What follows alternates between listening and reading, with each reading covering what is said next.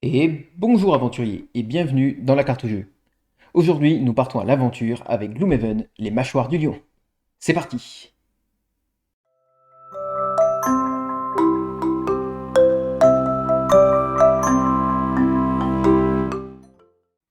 Alors Gloomhaven, les mâchoires du lion, c'est un jeu de type dungeon crawler. C'est développé par Isaac Shield, c'est édité par Cephalofair Game et c'est distribué chez nous par Asmodée. Alors c'est un jeu coopératif qui est prévu pour de 1 à 4 joueurs pour des parties d'environ 30 minutes par joueur.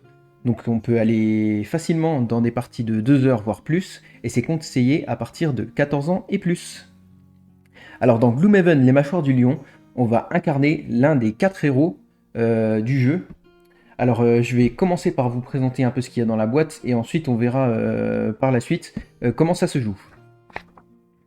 Alors pour la petite histoire, Gloomhaven, les mâchoires du lion, c'est un petit standalone qui est un condensé de Gloomhaven Aventure à Havre-Nuit, qui est une boîte bien plus grosse, qui est sortie en 2017 et qui a été kickstarté, qui a vraiment fait un boucan d'enfer tellement le Kickstarter a marché vraiment très très bien. Donc voilà. Donc ça c'est entre guillemets son petit frère qui reprend les bases de Gloomhaven dans un format un peu plus étroit, même si on va voir que la boîte, franchement, a vraiment un très beau contenu. Alors, dans cette boîte, qu'est-ce qu'on va retrouver?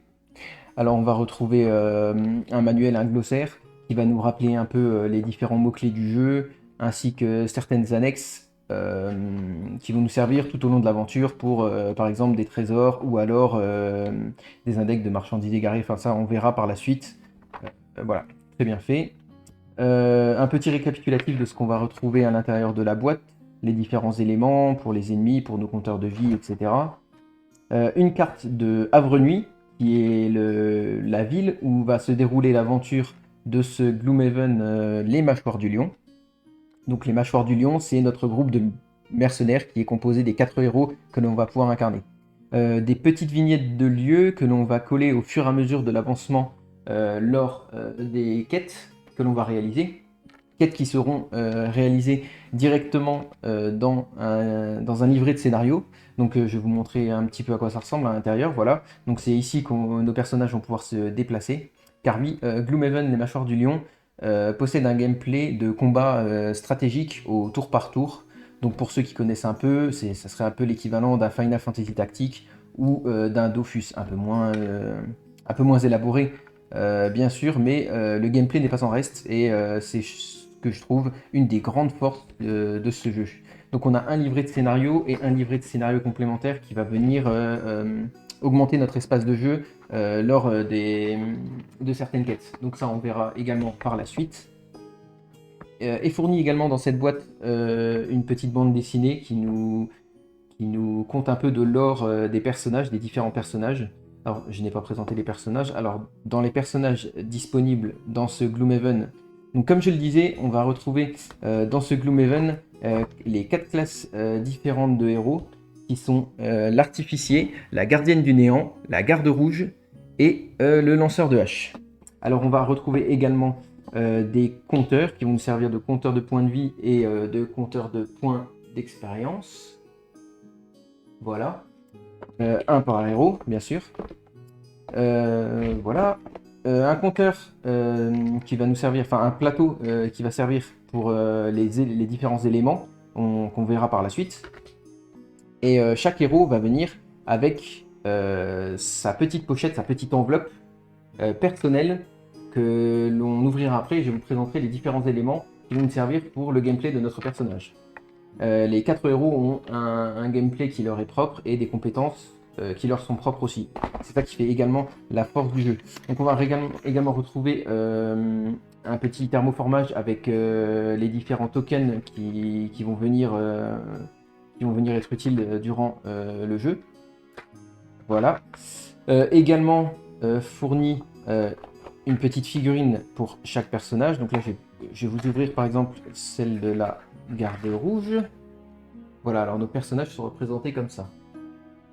Voilà, par des petites figurines qui sont vraiment, je trouve, bien faites, bien détaillées.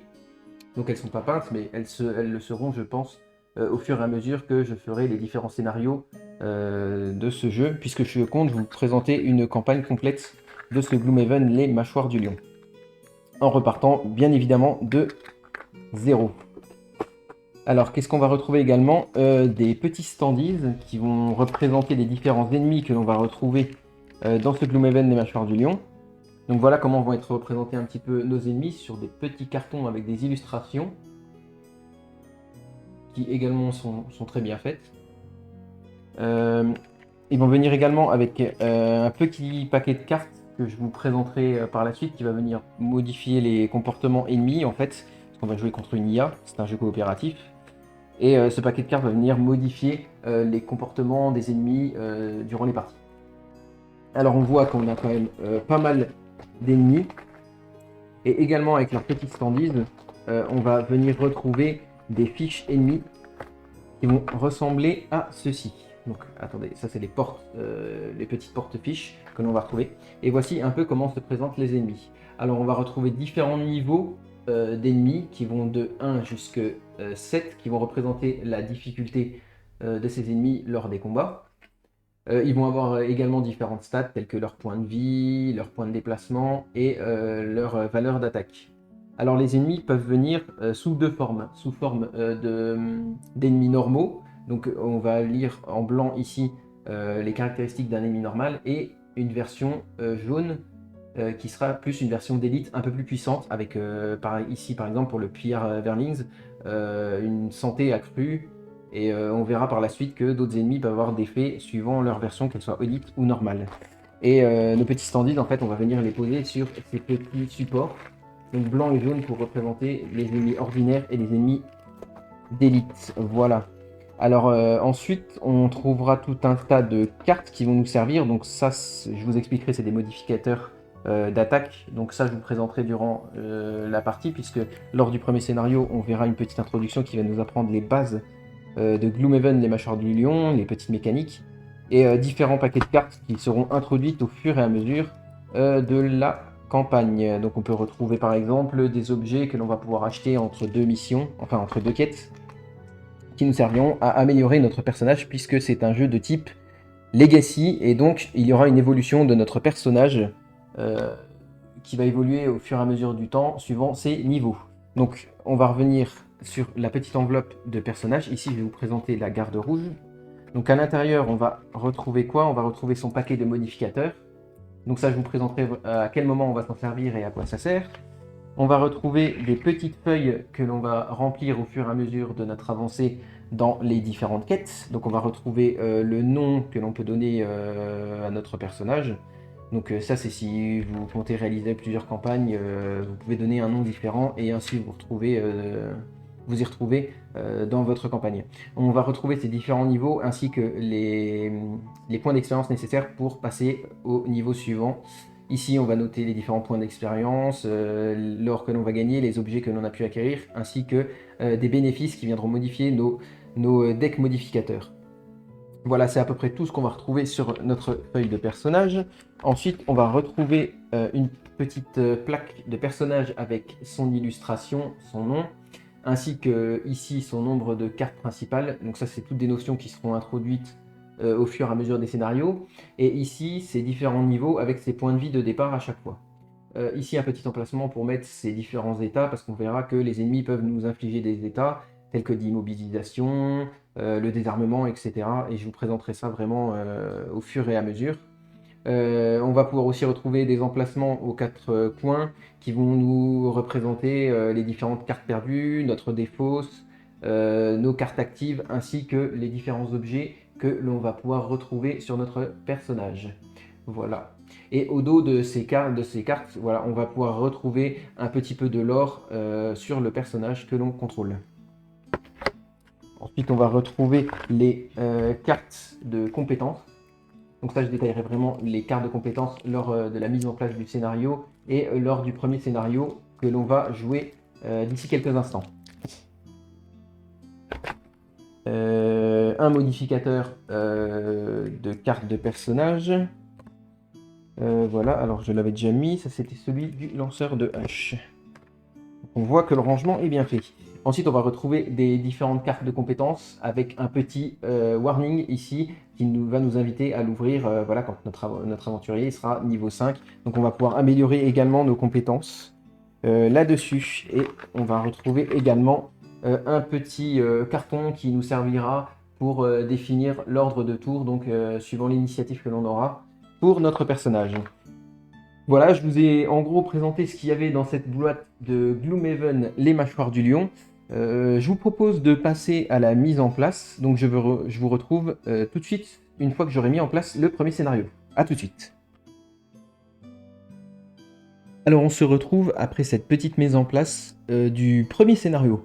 Alors je n'ai pas effectué la totale mise en place puisque je vais vous montrer comment on va pouvoir positionner les ennemis suivant le nombre de personnages que l'on va incarner. Alors ici, puisque je vais vous présenter une campagne en solo, il est conseillé, voire oui, je pense que c'est vraiment ce qu'il faut faire, d'incarner en tant que joueur solo 2 personnages. Alors ici, j'ai décidé de prendre la garde rouge, qui sera représentée par cette figurine. Voilà. Et le lanceur de hache. Alors pour vous présenter un petit peu le gameplay des différents personnages, le lanceur de hache va être un combattant qui va plutôt jouer à distance et va, comme son nom l'indique, lancer des haches sur les ennemis. La garde rouge, elle va avoir il va avoir plutôt un gameplay corps à corps, mais il va être un peu plus du côté protection et manipulation des ennemis. Donc on verra ensuite avec les différentes cartes de compétences comment se jouent les différents personnages. Alors on va déjà commencer par placer les différents ennemis. Donc je vais vous montrer un peu comment ça se déroule. Je vais juste reculer ça pour vous montrer d'un peu plus près. Alors, les ennemis sur le terrain, donc là on joue directement depuis le livret de scénario. Donc là on voit sur la première de couverture qu'on nous explique en gros le scénario global du jeu. Donc on va nous raconter, nous narrer un peu l'histoire. Je vous ferai un rapide résumé avant de passer à la première étape. Donc on va voir comment va se passer les ennemis. On voit qu'ils sont représentés sur les différents hexagones que l'on a ici et là sur le terrain de jeu. Alors, suivant le nombre de personnages que l'on va incarner, donc le nombre de joueurs qu'il y aura aussi, on aura ou pas des ennemis sur certains hexagones. Alors on peut voir ici 3 traits différents, un trait noir, un trait blanc et un trait jaune. Donc lorsqu'il y a un trait noir sur cette case, ça veut dire qu'on ne va pas placer d'ennemis puisque nous sommes à 2 personnages incarnés.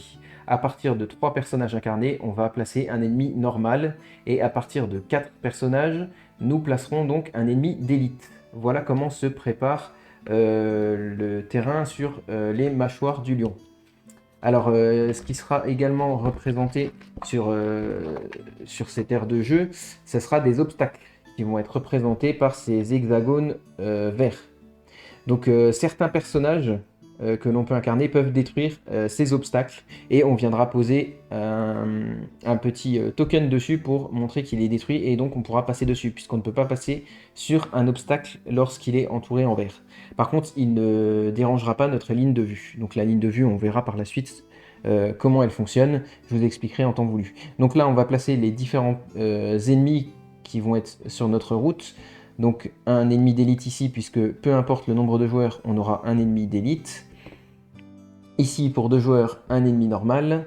Ici, un ennemi normal. Et le dernier qui va venir ici. Ces cases-là étant noires, puisque nous sommes sur 2 joueurs. Ensuite, on va avoir ces 4 cases disponibles pour placer nos héros sur le départ. Donc moi, je vais choisir de placer la garde rouge ici et le lanceur de hache un peu plus loin, puisque, comme je vous le rappelle, c'est un héros qui va pouvoir taper à distance. Alors, pour vous narrer un peu l'histoire de ce Gloomhaven, les mâchoires du lion, on nous explique que notre groupe, les mâchoires du lion, donc on est des mercenaires et on a été engagé par la femme d'un forgeron pour retrouver son mari qui a disparu. Donc voilà, plusieurs disparitions opèrent à Havre-Nuit. Donc Havre-Nuit, je vous rappelle, c'est la carte, c'est la ville où va se dérouler l'histoire de ce Gloomhaven, les mâchoires du lion. Alors, pour vous montrer un peu comment se passe une quête, donc on nous invite à chaque fois, en fait, à venir coller des petits stickers que je vous ai montré tout à l'heure. Donc ces petits stickers ici, au fur et à mesure de notre avancement dans la quête, on va venir les coller sur cette carte pour pouvoir en gros tracer les différentes quêtes que l'on a réalisées. Donc là j'ai placé la première étiquette, donc on voit qu'elle va s'imbriquer parfaitement en fait sur cette carte. Alors je sais qu'il existe des étiquettes que l'on peut décoller, donc pour ceux qui n'aiment pas abîmer leur matériel, voilà, il existe, vous pouvez acheter à part des étiquettes que l'on peut enlever et recoller plusieurs fois. Voilà pour la petite histoire. Donc, on nous explique dans cette histoire que notre groupe est parti à la recherche de ce forgeron pendant une quinzaine de jours et que là, nous revenons à Avrenui les mains vides puisqu'on n'a pas trouvé la moindre piste de ce forgeron. Donc arrivé aux abords de la ville, on nous explique que on se fait attaquer par des petits verlings, qui sont en gros l'équivalent des gobelins dans la plupart des RPG classiques. C'est les petits ennemis de base, voilà, qui viennent se frotter à nous.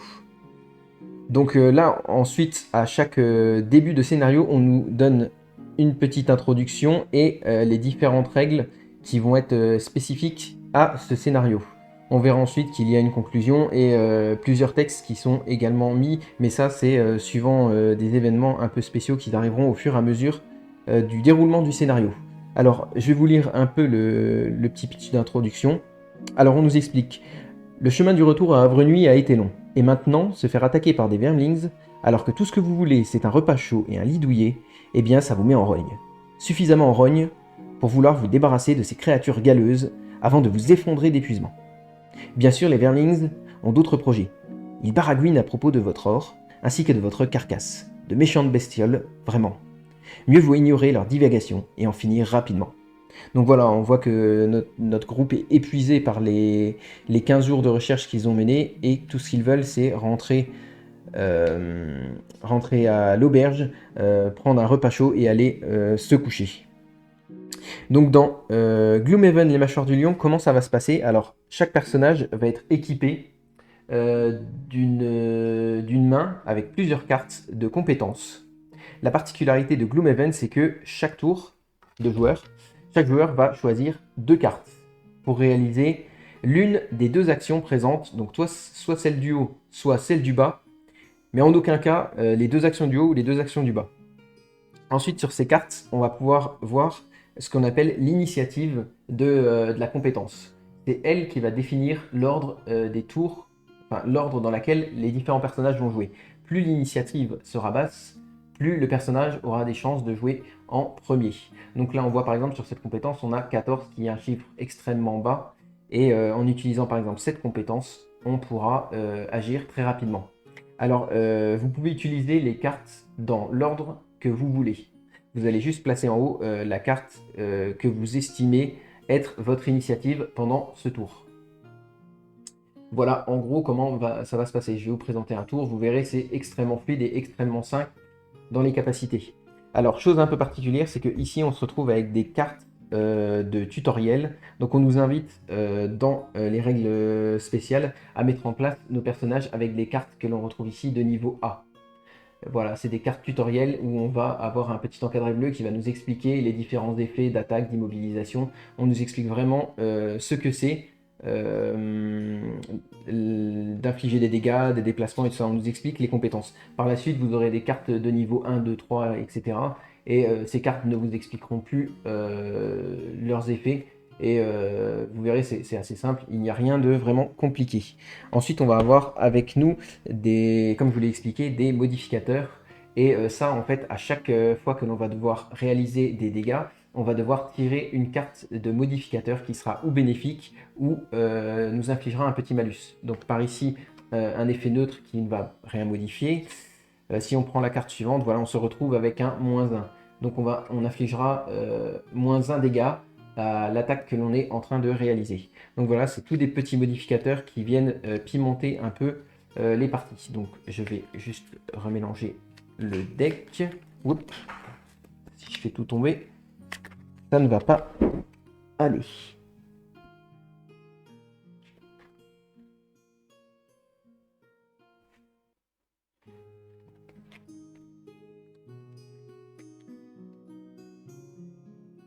Voilà, je vais également mélanger le lanceur de hache et celui des ennemis qui se trouve juste là-bas. Et on va pouvoir commencer ce premier scénario tous ensemble.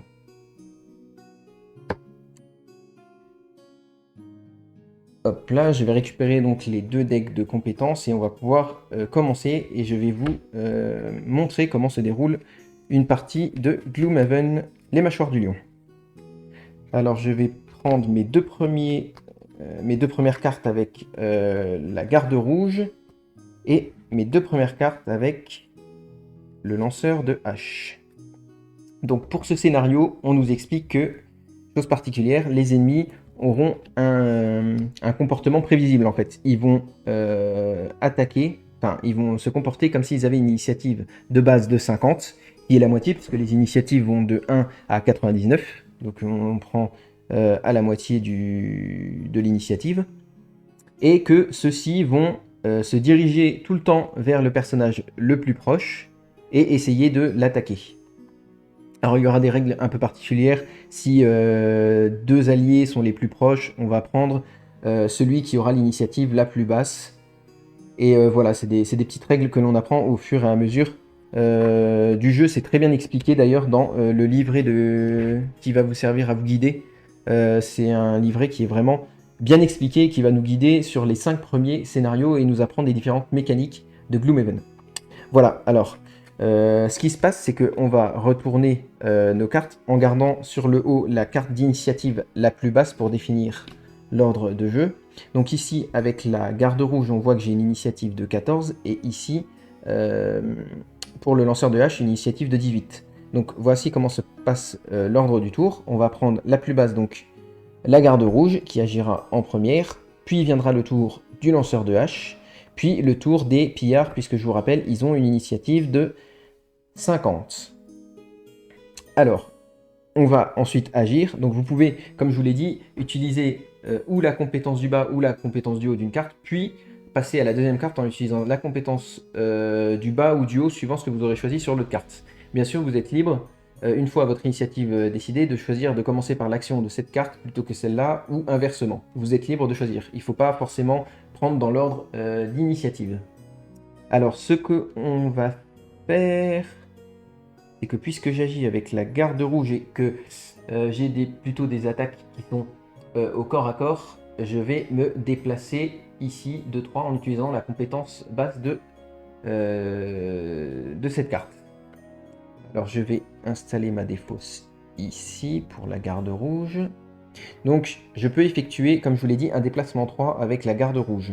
Je peux effectuer un déplacement 3, mais c'est 3 maximum. On peut, si l'on le souhaite, effectuer seulement un déplacement de 1 ou de 2 ou de 3.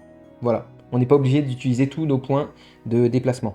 Donc ce que je vais faire, c'est que je vais venir me déplacer sur cette case pour être au corps à corps de ce Vermlings et ensuite utiliser ma deuxième compétence, la deuxième compétence de ma deuxième carte, celle du haut, pour, comme l'indique la carte, 2 adversaires adjacents subissent 2 dégâts pour infliger 2 points de dégâts à ce Vermlings. Donc c'est à ce moment-là que l'on va utiliser le deck de modificateurs. Je vais plutôt mettre la défausse là-bas, excusez-moi, pour ces cartes, et tirer une carte de modificateur. Alors on tire donc à 2 dégâts. Ah non, en plus... Non, il n'y a aucune modificateur sur cette attaque, excusez-moi. C'est bien précisé, voilà. Puisque c'est pas une attaque que l'on porte, c'est une compétence. 2 adversaires adjacents subissent 2 dégâts. On nous précise bien, d'ailleurs, dans l'encadré bleu, ça m'apprendra à lire les cartes, qu'aucune carte modificateur n'est piochée pour ces dégâts-ci. Donc il va se prendre 2 dégâts bruts. Alors les dégâts vont être représentés avec des petits tokens de dégâts, comme celui-ci. Donc ça représente 1 point de dégâts. Là j'en ai pris 2. Et alors, vous me direz comment on va faire pour retrouver. On va pas simplement les mettre comme ça et ça va être le bordel sur le terrain. Alors là-dessus, les créateurs ont été assez ingénieux. En fait, sur votre porte-carte, si vous voyez ici, nous retrouvons des numéros qui va correspondre au numéro des ennemis que l'on va avoir. Et sur les petits standees, en fait, les illustrations des ennemis, on retrouve également un petit numéro. Donc on voit que celui-ci représente l'ennemi numéro 4. Donc on va pouvoir mettre 2 points de dégâts sur l'ennemi numéro 4. Donc pour rappel, les Verlings normaux représentés ici, donc je les ai pris au niveau 1 qui est le niveau recommandé pour ce premier scénario. Les Verlings auront 5 points de vie, 1 point de déplacement, 2 points d'attaque. Et le Verlings élite qui sera ici aura lui 10 points de vie, 1 point de déplacement et 2 points d'attaque comme les Verlings normaux. Ensuite, comme j'ai joué mes 2 compétences et que je n'ai plus rien d'autre à jouer, on va passer au tour du lanceur de hache. Alors le lanceur de hache, on va réaliser ses actions. Donc je vais effectuer un déplacement 5. Donc je vais juste me déplacer ici.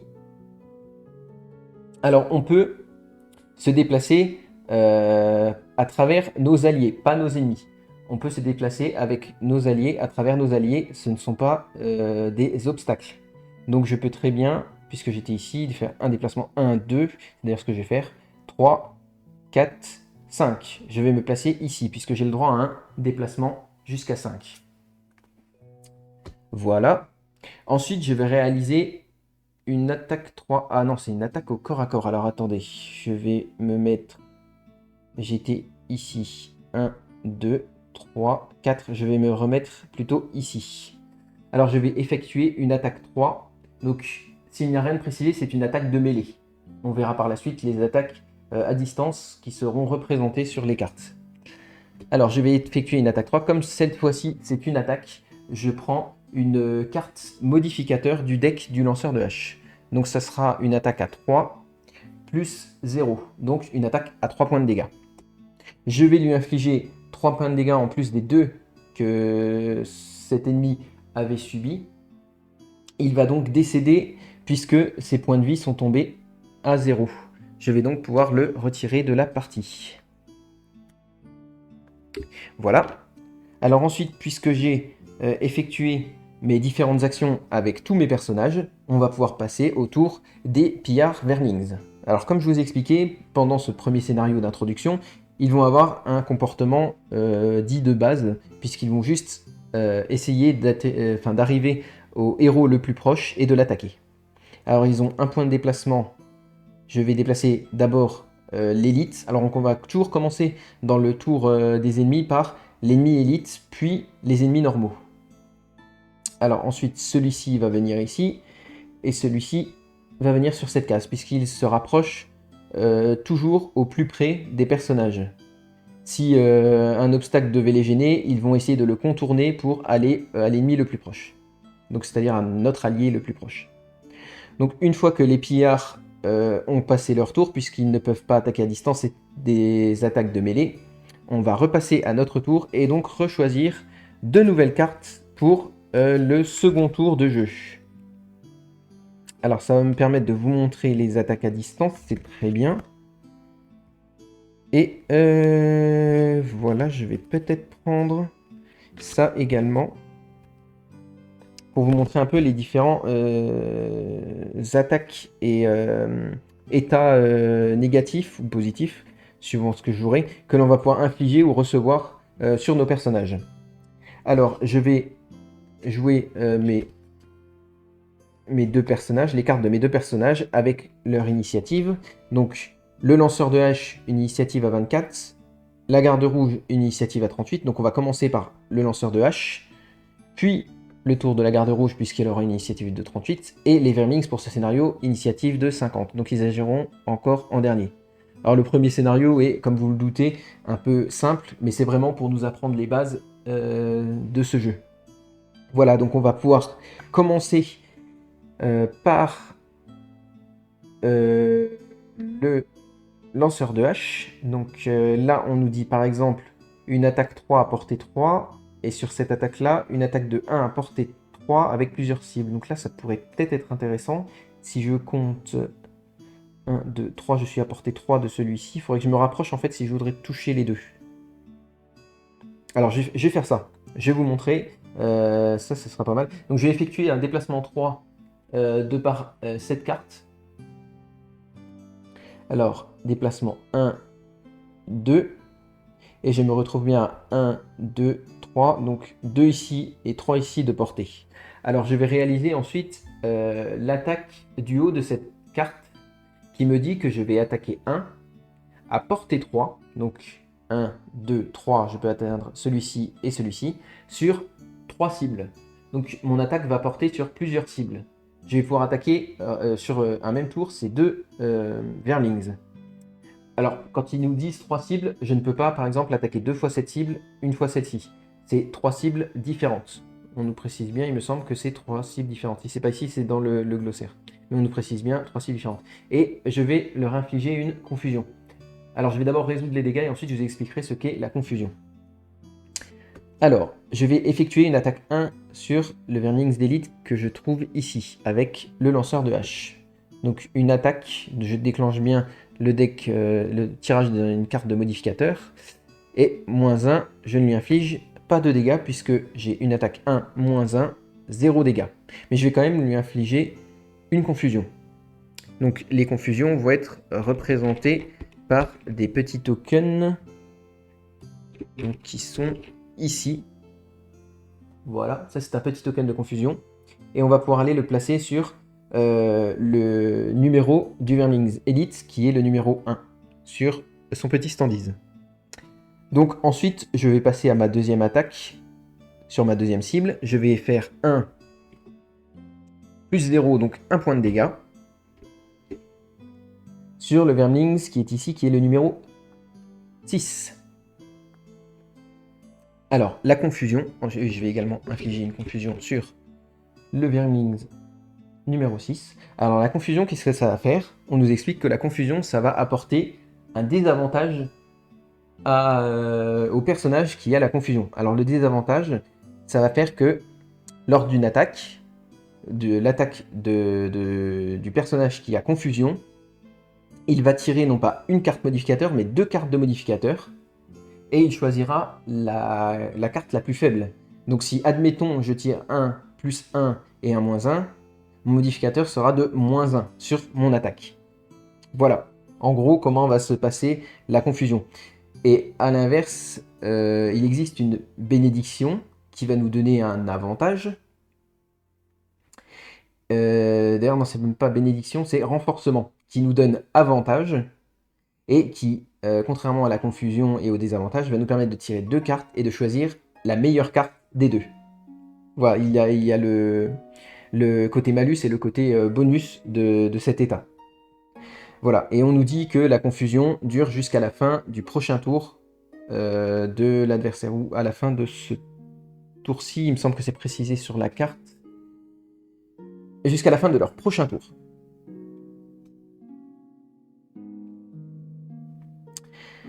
Donc, j'ai réalisé les actions du lanceur de hache. On va passer au deuxième personnage dans l'ordre des initiatives, c'est-à-dire la garde rouge. Alors, la garde rouge, je vais pouvoir faire un déplacement ici de 4.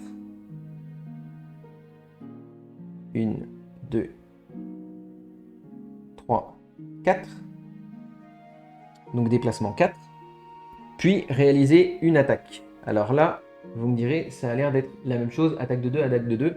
Sauf que sur l'attaque de 2 de la capacité haute, d'ailleurs c'est celle que je vais devoir faire puisque j'utilise la compétence basse de l'autre carte, c'est une attaque 2 et qui va cibler tous les adversaires adjacents. Si j'avais été sur cette case-ci, j'aurais attaqué les 2 adversaires. Comme j'avais que 4 points de déplacement, je n'ai pas pu arriver sur cette case, malheureusement. Alors, je vais effectuer une attaque qui va bien sûr déclencher un modificateur. Donc, attaque 2 sur le Pierre Verlings de Elite. Et je vais effectuer, bonne chance au tirage au sort, une attaque de 2 plus 2. Je vais lui mettre 4 points de dégâts. Donc là, on retrouve un autre petit token qui est de 3 points de dégâts. Voilà. On n'est pas obligé d'avoir que des 1, sinon ça serait très vite incompréhensible sur le plateau des ennemis. Donc j'ai effectué toutes mes actions avec ma garde rouge. On va pouvoir passer au tour des Pierre Verlings. Donc à leur tour, on va d'abord activer le Pierre d'élite qui est ici. Donc il ne va pas se déplacer puisqu'il est à mon corps à corps. Donc il va tout de suite m'attaquer. Mais il est confus, donc il a un désavantage. Donc il va m'attaquer à 2 points d'attaque qui est repris sur sa fiche, plus -1 ou 0. Puisqu'il a des avantages, on tire, comme je vous l'ai dit, 2 cartes. Donc on va choisir le -1 puisque c'est celui qui est le désavantage le plus. Donc il va m'attaquer à 2 -1, je vais prendre 1 point de dégâts. 1 point de dégâts qui vont être représentés, d'ailleurs, qui vont venir diminuer mon compteur de points de vie qui est représenté ici, avec nos points de vie sur la gauche. Et à droite, ce sera le compteur d'expérience, mais qui seront introduits dans un autre scénario. Voilà, donc il me reste 9 points de vie avec ma garde rouge. Ensuite, on va prendre ce verming-ci et il va se déplacer de 1, puis venir m'attaquer, lui aussi, la garde rouge. Donc lui aussi possède une confusion. Il va donc m'attaquer à 2, plus 2, 0. Donc à 2, puisqu'on va considérer le 0 puisqu'il a le désavantage. On va prendre la carte qui le désavantage le plus. Donc il va me mettre 2 points de dégâts. Je vais donc me retrouver à 7 points de vie pour la garde rouge. Ensuite, on ne va pas oublier de déplacer celui-ci qui va se rapprocher de l'allié le plus proche. Et ensuite, on va pouvoir passer au début du 3e tour. Alors au 3e tour, on va jouer les 2 cartes qui nous restent dans notre main. Comme ça, je vais pouvoir vous montrer ce qui se passe lorsqu'on n'a plus de cartes au prochain tour.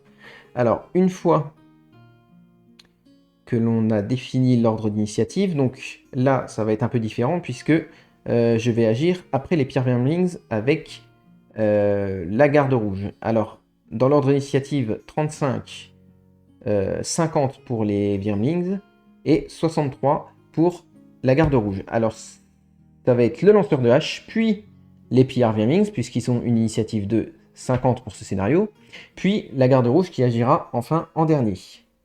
Alors, le lanceur de hache, ce qui va se passer, c'est que je vais pouvoir effectuer une immobilisation, puisque je vais choisir cette capacité basse. Donc je commence par immobiliser, cibler un adversaire adjacent. Je vais immobiliser le Pillard Wyrmlings d'élite. Alors l'immobilisation, c'est une autre altération d'état. Voilà, on va placer un autre petit jeton sur le Wyrmlings d'élite qui va empêcher ce Wyrmlings de se déplacer lors de son prochain tour. Et on nous dit bien, il est incapable de se déplacer jusqu'à la fin de son prochain tour. Puis je peux effectuer un déplacement de 3. Je vais effectuer seulement un déplacement de 2. Et je vais réaliser la compétence qui est ici. Donc, ah oui, je ne vous ai pas présenté, mais les compétences ont un nom qui est représenté ici sur le haut de la carte. Ici, double lancé. Alors, je vais effectuer l'attaque haute puisque je ne peux pas effectuer cette attaque-ci. Une attaque à 2, portée 3 sur 2 cibles. Donc, je vais effectuer une attaque à 2 de portée 3. Donc, 1, 2, 3. Je peux bien toucher les deux. Donc, je pourrais cibler ces deux Wyrmlings. Donc, je vais effectuer une attaque 2 d'abord sur ce Wyrmling-ci avec le lanceur de hache, plus modificateur puisque c'est bien une attaque. Donc, à 2 plus 1, 3. Je vais lui remettre 3 points de dégâts. Alors, il est à 7 points de dégâts sur ses 10 points de vie, puisque c'est le Wyrmlings d'élite. Et ensuite, je vais effectuer attaque 2 plus 1. Donc, 3 points de dégâts sur le Wyrmlings normal ici. Donc, il se retrouve à 4 points de dégâts sur ses 5 points de vie. Il me reste 1 point de dégâts à placer sur celui-ci et 3 points de dégâts sur le Wyrmlings élite. On va passer au tour de la garde rouge.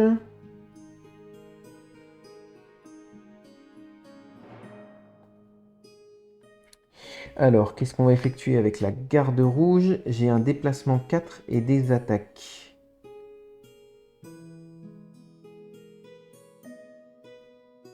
Alors c'est bien, ça va me permettre de vous montrer autre chose.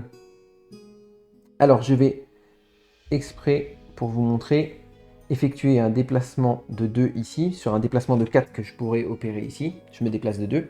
Puis je vais effectuer l'action du haut ici. Donc là on me dit que c'est une attaque à distance puisque j'ai une portée. Voilà, on voit ici portée 2, attaque 3. Alors qu'est-ce qui va se passer quand on va effectuer une attaque à distance? Donc avec une portée, sur un ennemi alors que celui-ci est à notre corps à corps, on va avoir un désavantage du fait que, imaginez en fait un archer qui essaierait de bander son arc pour tirer, mais que l'ennemi serait vraiment juste à côté de lui. C'est vraiment pas pratique du tout, donc ce qui est représenté ici comme un désavantage.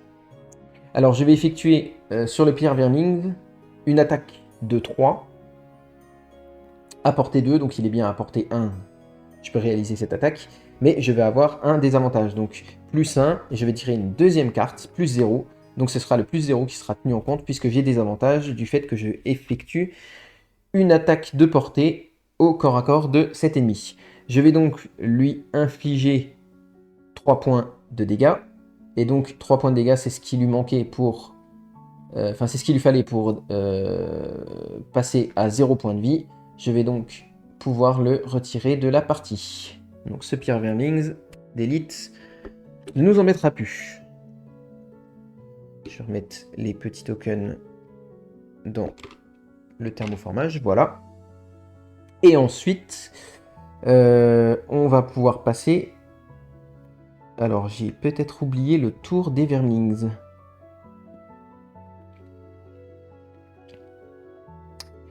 Alors oui, il me semble que j'ai oublié le tour des Vermings, il devait agir avant la garde rouge. Donc c'est pas grave, au final ça aurait, je pense, pas changé grand chose. On va continuer comme ça et c'est ma faute, ça m'apprendra à lire les initiatives et à regarder mon indication. Voilà à quoi ça sert. Donc on va activer les PR Vermings par la suite, excusez-moi, juste pour ce petit misplay. Alors je vais faire agir celui-ci, qui va venir attaquer la garde rouge. Alors celui-ci, il avait encore des avantages jusqu'à la fin de son prochain tour. Confusion. Donc je vais effectuer son attaque de 2 ici. Donc avec le désavantage, pour équilibrer, je ne vais pas donner le désavantage puisque j'ai oublié leur tour juste avant. Donc il va m'attaquer à 2 plus 1, 3. Je vais prendre 1, 2, 3. Je vais descendre à 4 points de vie. Puis, on va activer ce Vermings-ci.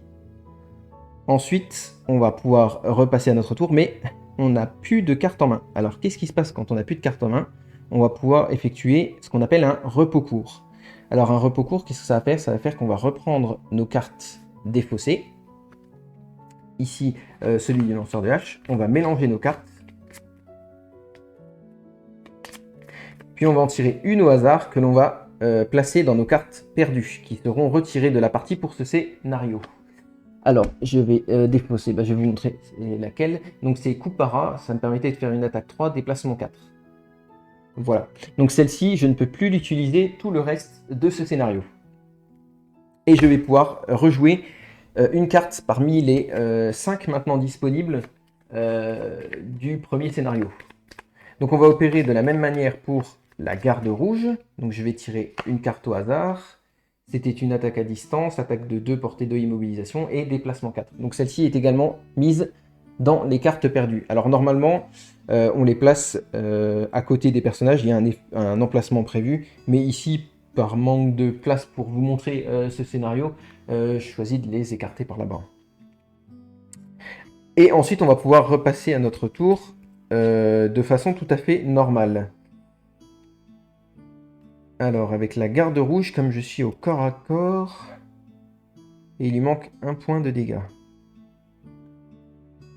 Donc, ce qui serait intéressant à faire, ce serait plutôt ça. Voilà, donc je vais placer mes 2 cartes pour la garde rouge et mes 2 cartes pour le lanceur de hache.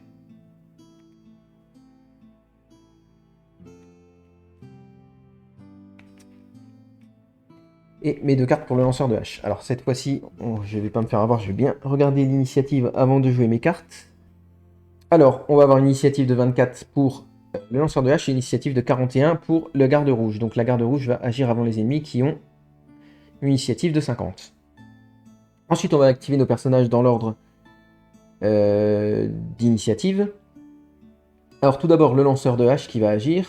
Donc qu'est-ce que je vais faire avec le lanceur de hache? Je vais choisir plutôt d'avoir d'abord d'utiliser sa compétence bas de cette carte, qui va me dire que je vais ajouter un point d'attaque à toutes mes attaques durant ce round. Le round concerne bien évidemment le tour en cours. Donc ici la défausse. Donc je me fais plus 1 d'attaque. Ensuite je vais réaliser la compétence haute de cette carte, attaque 3, portée 3, pour cibler ce Vermling-ci, qui est bien à 1, 2, 3 portées de mon personnage. Donc je vais effectuer une attaque de 3, plus 1 dû à mon bonus, plus carte modificateur, 0. Ça va me faire en tout 4 points de dégâts sur le Vermling, qui est le numéro 2.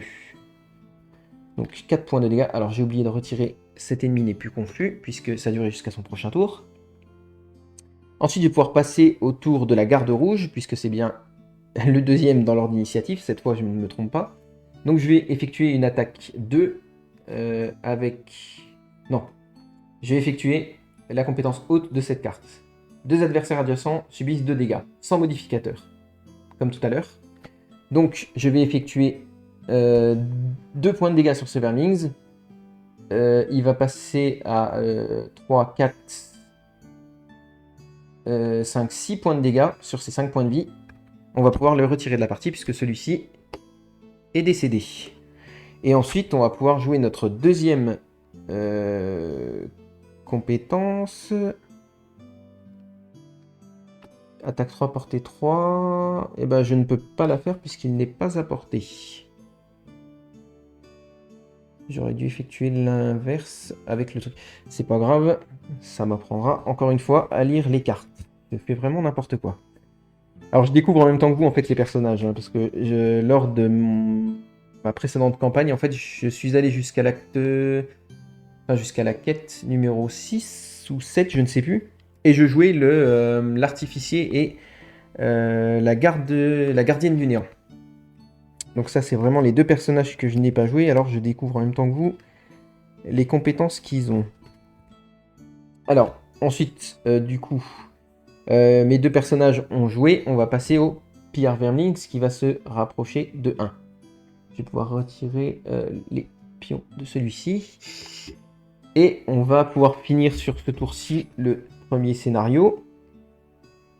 Donc je vais juste jouer les cartes, à mon avis, il n'y aura pas de souci à ce que je puisse tuer ce Vermlings. Alors je vais jouer ce qui se fait avec le plus gros déplacement. Comme ça, je suis sûr de pouvoir l'achever. Et oui, j'ai bien un déplacement. Alors, dans l'ordre d'initiative, 38 pour la garde rouge, 35 pour le lanceur de hache, et toujours 50. Donc, l'ordre du tour ne change pas, c'est toujours le lanceur de hache, puis la garde rouge, puis le pillard Vermlings. On va commencer par le lanceur de hache. Alors, je peux effectuer un déplacement 2 ou une attaque 3. Donc, je vais effectuer une attaque 3, puisqu'à mon avis, cette attaque va éliminer le dernier Vermlings. Donc, je vais effectuer une attaque 3 avec puissance d'arrêt, une attaque 3 à portée 3. Donc, je suis bien à portée 3. Je ne suis pas son corps à corps, donc je n'ai pas de désavantage. Et je vais pouvoir tirer une carte de modificateur, donc à 3 plus 1, 4 points de dégâts, qui est largement suffisant pour lui retirer ses derniers points de vie, puisqu'il était à 4, il me manquait un point de dégâts, je lui réinflige, j'ai dit 4.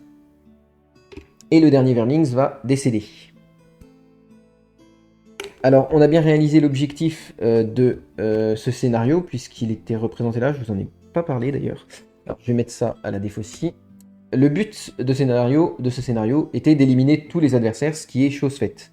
Une fois qu'on a réalisé l'objectif du scénario numéro 1, embuscade au bord de la route, éliminer tous les adversaires, on va pouvoir lire le texte de conclusion. Alors, je vais pouvoir le lire. Vous essuyez le sang du dernier Vermlings de votre visage. Vos pensées repartent vers le lion assoupi. Ils ont sûrement préparé un ragoût à l'heure qu'il est, bien chaud, réconfortant, juste derrière les portes de la ville, si proche que vous pouvez déjà sentir le goût. Mais une pensée surgit ensuite. Il est tout à fait inhabituel, voire gonflé, pour une bande de Vermlings d'opérer aussi près de la ville. Pourrait-il être à l'origine de la série de disparitions ? Il y a peu de chances que ce soit le cas, mais cela vaut la peine d'enquêter. d'autant plus que le site de cette embuscade ne semble pas être leur base d'opération. Il y a probablement un nid à proximité. Avec un peu de chance, vous trouverez plus d'informations sur le forceron disparu. Et un trésor. Un trésor, ça serait bien aussi. Voilà, donc on nous donne en récompense un nouveau lieu, le trou dans le mur, qui est la seconde quête que l'on va pouvoir réaliser. Donc on pourra prendre cette petite vignette et la coller sur notre carte de Havre Nuit pour indiquer que nous avons bien... donc je cocherai cette petite étiquette ici pour indiquer qu'on a fini le premier scénario et en fait vous passez au scénario 2 en collant l'étiquette et en avançant dans le livret de scénario. Donc voilà pour le premier scénario de ce Gloomhaven, les mâchoires du lion. Alors j'espère que cette partie vous aura montré en gros le gameplay de ce Gloomhaven, les mâchoires du lion. Et j'espère que vous avez apprécié cette vidéo et je vous retrouverai pour la suite, pour le scénario 2 qui introduira de nouvelles mécaniques et nous apprendra à avoir un comportement entre autres différent des ennemis que celui de base que l'on a vu ici avec les Vermings. Voilà, alors j'espère que tout ceci vous a plu, je vous dis à la prochaine sur la carte au jeu. Ciao ciao!